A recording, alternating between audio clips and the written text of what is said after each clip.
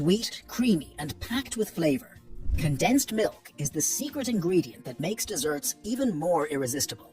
But how is this delicious treat made from simple cow's milk? In this video, we're uncovering the fascinating journey of condensed milk, from the farm to your favorite sweets. Discover the surprising history, the science behind its creation, and the amazing process that transforms ordinary milk into a pantry staple.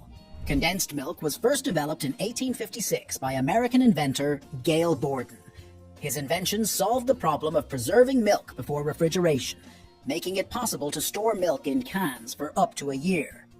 This innovation became especially crucial during the American Civil War, providing soldiers with a reliable source of milk on battlefields where no dairy cows were available. The military embraced condensed milk for its long shelf life and high nutritional value, making it an ideal food for troops. The journey of condensed milk begins on dairy farms. In the United States, nearly all of the milk comes from about 60,000 dairy farms, where over 9 million cows are raised to produce milk. Over the past century, the milking machine has become an essential tool. The part of the machine that attaches to the cow's udder is called a milking cup, which mimics the pressure of a human hand to extract milk. A farmer can manually milk about 6 cows per hour, but with a milking machine, that number jumps to 100. This remarkable device has not only increased production, but also changed the way farmers care for their cows, impacting milk quality. The better the cows are treated, the longer they live, and the more milk they produce. One dairy farm can house up to 7,500 cows, with technology playing a key role in improving both cow welfare and milk yield. This farm is one of many using advanced technology to improve the lives of cows and boost milk production. Up to 80 cows can be milked simultaneously on 2 milking parlors, where they are milked twice a day. Dairy cows are creatures of habit and thrive on a regular routine, making the milking process smoother and more efficient. These high-tech milking systems are far more efficient than traditional machines, increasing milk flow by 30%. Workers begin by cleaning the cow's teats with an iodine solution before attaching the milking cups, which simulate the sucking motion of a calf and naturally draw out the milk. The whole process takes about 7 minutes, and once the cow is finished, the milking cups automatically detach. Each cow spends around 8 hours a day eating 45 kilograms of feed and drinking 300 liters of water, allowing it to produce up to 38 liters of milk daily, 7 days a week.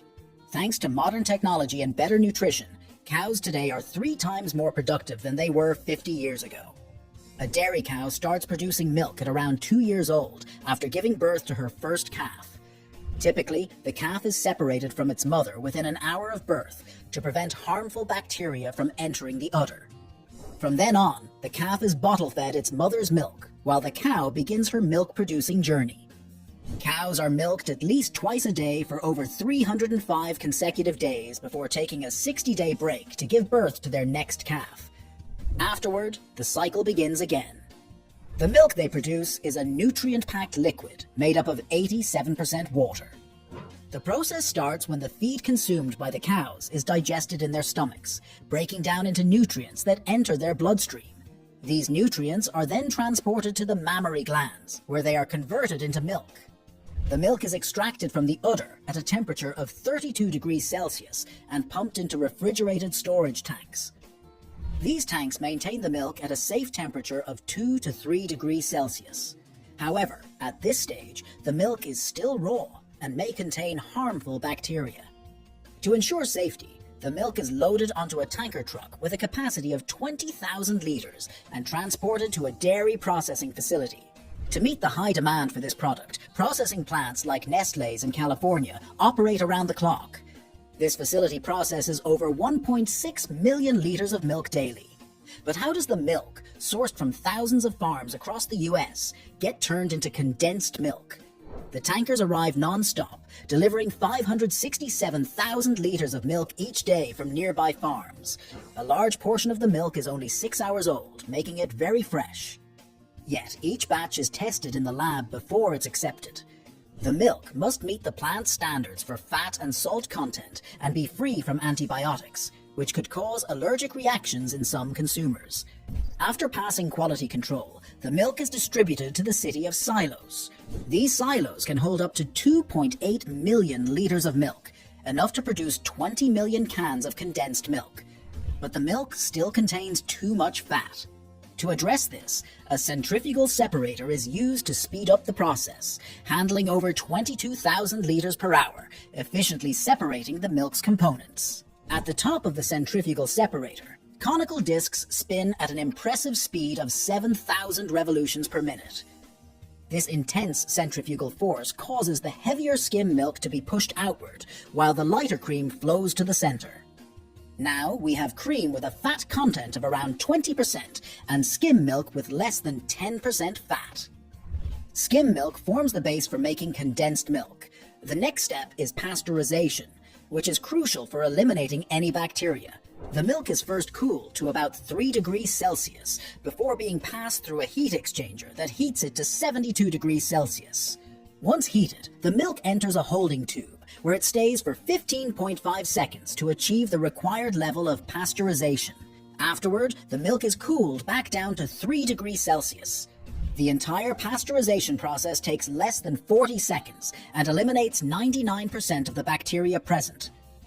Before pasteurization, most milk was consumed raw, which led to quick spoilage and increased the risk of harmful microorganisms. In 1862, the French scientist Louis Pasteur developed a method to prevent wine from spoiling, which was later applied to milk. Once the milk is pasteurized, large amounts of sugar are added. The sugar not only adds sweetness, but also acts as a preservative, extending the shelf life of the product. The milk and sugar mixture is then reheated to fully dissolve the sugar and ensure even distribution. The heat helps prevent crystallization, which could otherwise affect the smooth texture of the condensed milk. Next, the milk enters an evaporator, a large machine designed to remove water from the milk. This process concentrates the milk by reducing its water content by about 60%. The evaporator uses heat and pressure to vaporize the water without damaging the milk's properties, leaving behind a concentrated mixture of proteins, sugars, and fats. This is what gives condensed milk its thick consistency and sweet flavor. The evaporator consists of a series of towers called calandrias, each housing a series of stainless steel tubes through which the milk flows. These tubes are surrounded by a steam chamber. The milk enters each calandria at the top and flows downward through the small tubes. As it moves down, the milk is heated by the steam surrounding the tubes, causing the water in the milk to evaporate. Once the milk reaches the desired concentration, it is removed from the evaporator and undergoes an additional process called homogenization. During homogenization, the fat is broken down into small, uniform particles, improving the milk's texture and stability.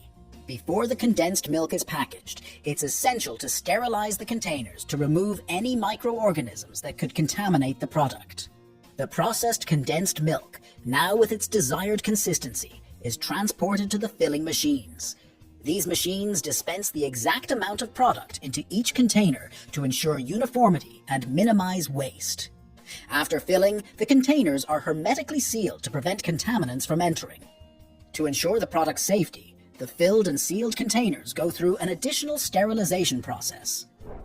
The cans are placed in autoclaves, where they are treated with high-pressure steam to eliminate any remaining microorganisms. This final treatment ensures that the condensed milk in the container is safe to consume and has a long shelf life. If you want to know how Doritos are made, watch the video on your screen, and please like the video if you enjoyed it, and share it with someone who might be interested. Also, subscribe to this channel by activating the notifications to continue learning. Thanks for watching.